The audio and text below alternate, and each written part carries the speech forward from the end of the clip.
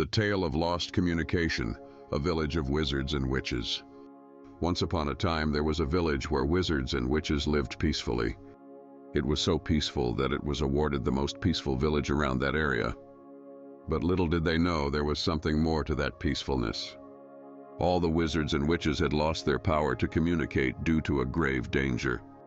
Until a few weeks everyone was very happy and were communicating quite properly with each other, but something happened which turned all of them blue. In the village, Wizard Sudanshu, a conjurer, could do unbelievable magic, but could not conjure money. He lived alone with a device always in hands, which allowed him to capture images of other people. All the other wizards and witches, Wizard Ayanava and Wizard Vasu, living with their families, could make people laugh, make them happy, and do mysterious things. They usually earned money by communicating with outside villages and duped them into buying silly wizarding courses. Ayanava had the ability of converting food into poisonous gases. One blow could knock out an entire village. Ayanava's kids, Rejoy and Lokesh, could speak different languages and would say things no one could understand, whereas his oldest son, Muridul, had an ability to spit red fire. They all took care of their little witch sister, Sangita, who could not see things clearly unless she was shown some coins. The second family consisted of Wizard Vasu, living with his two daughters, Smriti and Saloni, and an elder brother, Ayush. Vasu had super hearing and could hear things from miles away. His daughter, witch Smriti, was a local goon with mild super strength. His other daughter, Saloni, had the power to create water from her hands. The son, Ayush, was a very good orator. He could engage a huge crowd with his speeches. In the outskirts used to live 3 elder witches who created the content for the wizarding courses.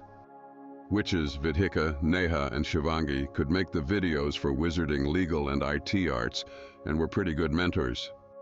Days passed and the wizards were living happily, but one day a few customers filed a legal case against a few wizards. Witches Vidhika and Neha were sort of lawyers, so they tried to handle the case but had no success. All of them were really worried. With no money, they could not get any food to eat. But they realized Wizard Sud could conjure some food for them, so they went to him to use ChatGPT magic to conjure some Chat Papdi for them. But without money, Sud could not get medicine for his stomach. So he went into the washroom and was stuck there, unable to do magic. The 3 elder witches could not afford internet connection and due to their age, could not come to people to talk. All the wizards and witches who used to talk so much to each other went into survival mode and kept trying to sell their course to different villages. With no luck, they became depressed and they all went silent. Once a prosperous village went into radio silence. Then one day, Police Inspector Sandy came into the village to arrest everyone on suspicion of some crime going on in the village due to radio silence. The wizards got scared and came together to face the inspector. They somehow managed to get the wallet of the inspector and found a few bucks and some medicine. They quickly gave the medicine to Sud and he gave everyone Chat Papdi to eat using ChatGPT magic. They tortured the inspector to give testimony for their course. They recharged the connection of elder witches and gave them this statement to win the case. In the end, people believed this testimony and started buying the courses again, and they all started communicating. The end.